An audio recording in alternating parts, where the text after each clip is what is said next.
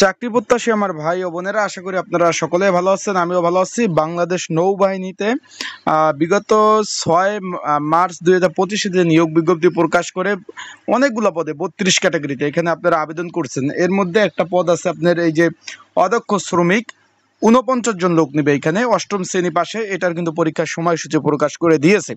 এটার পরীক্ষা হবে এই যে রানিং মাস চলতেছে 16ই মে, বিকাল টাইমে পরীক্ষা কিন্তু অনুষ্ঠিত হবে 1 ঘন্টা ব্যাপী। তাহলে আজকের এই ভিডিওর মাধ্যমে আমি জানিয়ে দিব আপনারা যারা এখনও অ্যাডমিট কার্ড ডাউনলোড করতে পারেন নাই, কিভাবে অ্যাডমিট কার্ডগুলো সুন্দরভাবে ডাউনলোড করবেন এবং আপনারা পরীক্ষার হলে কি কি ডকুমেন্ট কাগজপত্র নিয়ে পরীক্ষার হলে যাবেন, পরীক্ষা এমসিকিউ হবে না লিখিত হবে, পরীক্ষার হলে কি কি ডকুমেন্ট লাগবেন, এটা কয় ধাপে পরীক্ষা হবে, সকল বিষয় আমি আপনাদের জানিয়ে দেওয়ার চেষ্টা করব। তাই ভিডিওটা শুরু থেকে শেষ পর্যন্ত দেখার চেষ্টা করবেন। ইনশাআল্লাহ গুরুত্বপূর্ণ তথ্য বিষয় বলি এই ভিডিওর মাধ্যমে আপনারা কিন্তু অবশ্যই জানতে পারবেন। এখন এইখানে পদ রয়েছে আপনার অদক্ষ শ্রমিক পদ। এখানে কিন্তু ভাই 49 জন লোক নিবে। শূন্য পদের সংখ্যা ছিল 49টি। অষ্টম শ্রেণী পাশে আপনারা আবেদন করেছিলেন। এখানে ছেলে মেয়ে উভয় আবেদন করেছিলেন। বাংলাদেশের 64 জেলা থেকে আবেদন করার সুযোগ রয়েছিল।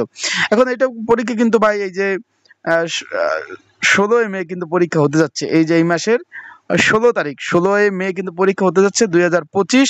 এখানে পরীক্ষার সময় হলো বিকাল 3টা থেকে 3:30 থেকে 4:30 পরীক্ষা অনুষ্ঠিত হবে। পরীক্ষা কিন্তু ভাই এমসিকিউ হবে, সকলকে বলে দেয়। এখানে পরীক্ষা 3 ধাপে হবে, এমসিকিউ, লিখিত এবং মৌখিক পরীক্ষা। অলরেডি আপনারা এডমিট কার্ডও ডাউনলোড করছেন। এডমিট কার্ডে কিন্তু বিস্তারিত তথ্যবলী বিষয়বলী সুন্দরভাবে দেওয়া রয়েছে যে পরীক্ষা হবে এমসিকিউ আকারে, তারপরে হবে লিখিত পরীক্ষা, তারপরে হবে মৌখিক পরীক্ষা। 3 ধাপে কিন্তু পরীক্ষা হয়ে থাকবে। এখন এই পদের জন্য যারা পরীক্ষার্থী রয়েছেন অদক্ষ শ্রমিক, এই পদের জন্য যারা পরীক্ষার্থী রয়েছেন আপনাদের জন্য একটা এমসিকিউ একটা আপডেট সাজেশন তৈরি করা হয়েছে।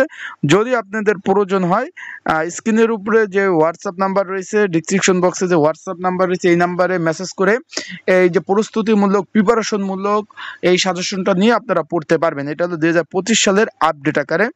এখানে জুলাই বিপ্লবের আপডেট প্রশ্ন সহ বিভিন্ন ধরনের আপডেট, জিকে, সকল ধরনের বাংলা ইংরেজি টপিকসগুলো রয়েছে।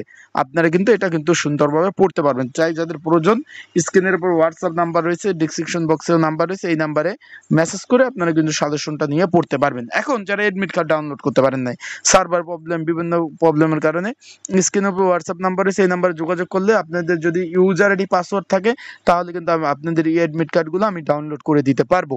এখন এই এডমিট কার্ড পরীক্ষার হলে কি কাগজ নিয়ে যাবেন, কি কি কাগজপত্র নিয়ে যাবেন অনেকে জিজ্ঞেস করছেন। শুধুমাত্র, আবারও বলে দেই, শুধুমাত্র এডমিট কার্ড, আর কোনো কিছু প্রয়োজন নাই। এখানে কিন্তু আপনারা যদি প্রবেশপত্র ডাউনলোড করে থাকেন এডমিট কার্ড, সেখানে সুন্দরভাবে লেখা রয়েছে যে প্রতিটি পরীক্ষায় এখানে কিন্তু প্রবেশপত্র আনতে হবে। পরীক্ষা এমসিকিউ লিখিত পরীক্ষা 30 মিনিট পূর্বে কিন্তু পরীক্ষার হলে পৌঁছাতে হবে। পরীক্ষার দিন পরীক্ষা শেষ না হওয়া পর্যন্ত পরীক্ষার হল ত্যাগ করতে পারবেন না। এটা কিন্তু সুন্দরভাবে তারা বলে দিয়েছে। এবং লিখিত এবং এমসিকিউ লিখিত পরীক্ষা শুরু হওয়ার পরে কোনো পরীক্ষার্থী পরীক্ষার হলে প্রবেশ করতে পারবেন না। তার মানে পরীক্ষা শুরু হওয়ার আগ পর্যন্ত আগেই কিন্তু আপনাদের পরীক্ষার হলে প্রবেশ করতে হবে। তা না হলে কিন্তু পরীক্ষা যখন শুরু হবে তারপরে কিন্তু আপনারা কিন্তু পরীক্ষার হলে ঢুকতে পারবেন না। এই প্রবেশপত্র লিখিত এমসিকিউ লিখিত এবং মৌখিক পরীক্ষার জন্য প্রযোজ্য হবে, মানে আর কোনো ধরনের প্রবেশপত্র আপনাদের দিবে না। আশা করি বিষয়বস্তুটা বুঝতে পারছেন। সকলে ভালো থাকবেন, সুস্থ থাকবেন, চোখ রাখবেন আমার ইউটিউব চ্যানেলে, ফেসবুক পেজে। আর যারা পরীক্ষা দিতে যাবেন, পরীক্ষা কিন্তু ঢাকাতে হচ্ছে, ঢাকার বিভিন্ন স্কুল অ্যান্ড কলেজে।